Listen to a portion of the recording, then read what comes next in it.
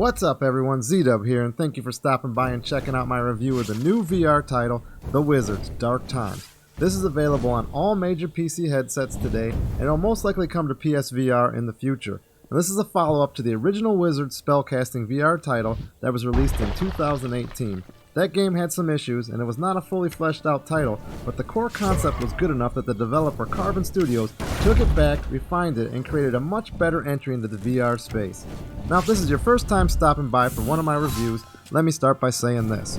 All my game reviews are done from a critically honest perspective. I feel like you shouldn't have to force yourself or convince yourself to have fun with something.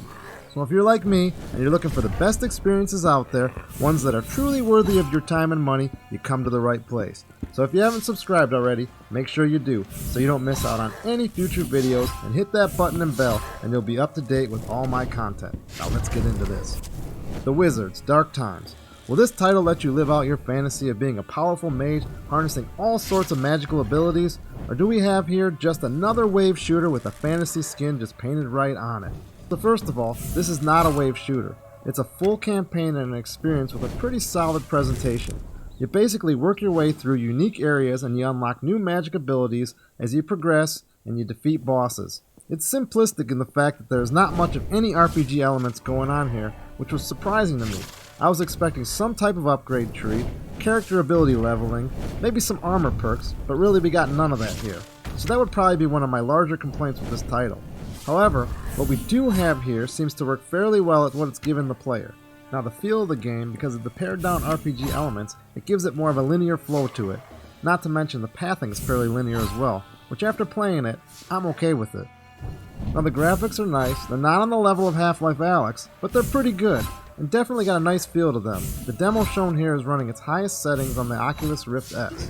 So the game starts you out with a decent training level, gets you acclimated to the spells and gestures you're going to be doing. Oh, and one more thing. Make sure you turn off those subtitles as soon as it starts, unless you actually need them. They're done kind of poor in my opinion. You still remember your magics. Now back to the controls and spells.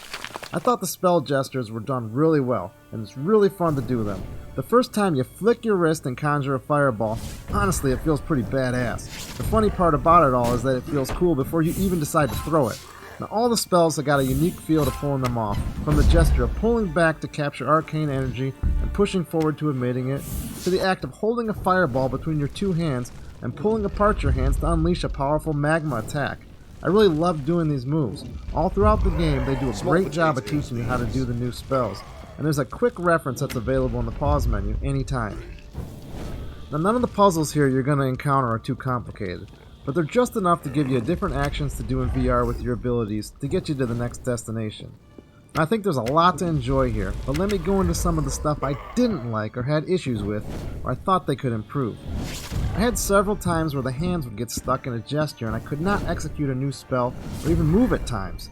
Once in a while I'd get caught on the geometry and stuck too. It was quite frustrating. As anyone with VR knows, it sucks to have to pull the headset off, shut down a game, and reload it again to get it working properly. Just another great opportunity to get a smudge on the lens while putting the headset off and have to clean it before getting back in. But I digress. Another minor complaint I had was in the climbing mechanic. When you go to grab something in this title, the hand stays in a pointed view like shown here. It does not take on the grip view like 99% of all titles do now. This is a big miss to me and it breaks presence because when you're trying to grab something, this immediately reminds you this is a game, and it takes you right out for a sec. Once I realized that was happening, the climbing got easier, but I still disliked looking at that hand not really grabbing the items. One other item they had in the game was a climb icon. I didn't even realize how to use it at first for a quick climb teleport, but once I did, that actually became handy. Now another item I feel is missing here is there really is no way to see your health or understand how many times you can get hit. I would have liked some form of UI, whether it was on the hands or anywhere really, that would give me an indicator of where my health was at. Similarly, I would have liked some form of health or armor gauge on the enemies and bosses. I'd like to actually know I was doing damage. I think that would have added a lot to the flow as well. And finally, there's no map. There's no wayfinding icons or even a quest log. I would have appreciated a quick map view or some form of wayfinding icon in the game world. To me this helps a lot in the case you put the title down for a few days, you come back so you can remember where you needed to go and what you're trying to do. I also can't stand personally fumbling around searching for the correct path. Time is valuable. If I gotta backtrack and wonder where I need to go because I missed something or I can't see the path, I don't dig that. I want to keep moving at a fair pace. Having said all that, they are not charging $60 for this title, but $25, which is fair considering all the good that is here. The campaign weighs in at about 4 hours, plus it seems they got a bit more content to come in the form of a wave-like arena and a new Game Plus mode. Once I got more into it, after about 30 minutes, I started to dig the combat in the game for what it was. I started to get into a rhythm, and I truly understood the game's language and how the pathing and the levels were supposed to be experienced. I realized the pathing was fairly linear, and I just let go and got sucked in, and I went on the journey. I wound up having a lot of fun, and I really found a lot of enjoyment and things to like here. Now, does it have the lasting appeal in replay? Probably not for me, but I'm glad I took the experience here. I view VR as more of an experience to be had than a game I play over and over. That is, unless it's multiplayer. I tend to play a lot of these titles one time, but that's just me. So in closing, I can see a lot of VR enthusiasts enjoying this title as it is a solid experience. Is it a system seller or a AAA release? Not really. But it is a decent entry into the VR library for anyone looking for a new experience or anyone that wanted to ever throw fireballs from their hands. So for my fun or not recommendation, this is an above average recommended title in the VR space.